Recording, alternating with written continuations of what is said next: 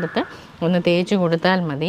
അതുപോലെ ആഫ്റ്റർ ഷേവിങ്ങിൽ നമുക്ക് ചെറിയ മുറിവുകളൊക്കെ വരുമ്പോഴത്തേന് ഇതിൻ്റെ ഒരു ഇല എടുത്തൊന്ന് ഇതുപോലെ ജ്യൂസ് ആക്കിയിട്ട് ചെറുതായിട്ടൊന്ന് തേച്ച് കൊടുത്താൽ മതി. അതല്ല വലിയ മുറിവൊക്കെ ആണെങ്കിൽ കുറേ ഇല കളക്ട് ചെയ്തിട്ട് ചതച്ചെടുത്തിട്ട് മുറിവിൽ വെച്ച് കെട്ടുന്നതും വളരെ നല്ലതാണ്. അപ്പോൾ ഇതിൻ്റെ പ്രൊപ്പഗേഷൻ വളരെ ഈസിയാണെന്ന് പറഞ്ഞു. പറമ്പിൽ വല്ല ഇതിൻ്റെ ഒരു തണ്ട് വീണ് കിടക്കുകയാണെങ്കിൽ അത് അവിടെ മൊത്തമായി നമ്മുടെ സ്പേസിനെ പോലും ഇല്ലാതാക്കുന്ന രീതിയിൽ ഇത് വളരും. അതുകൊണ്ട് തന്നെ ഇതൊരു ചെറിയൊരു സ്ഥലത്ത് വളർത്തുന്നതാണ് ഏറ്റവും ഉചിതമായിട്ട് കണ്ടുവരുന്നത്.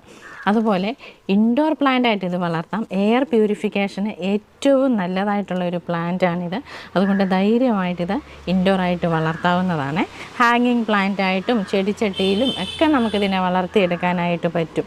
ഇതിന് തീരെ സൂര്യപ്രകാശം വേണ്ട എന്നുള്ളതാണ് ഏറ്റവും വലിയ സത്യം.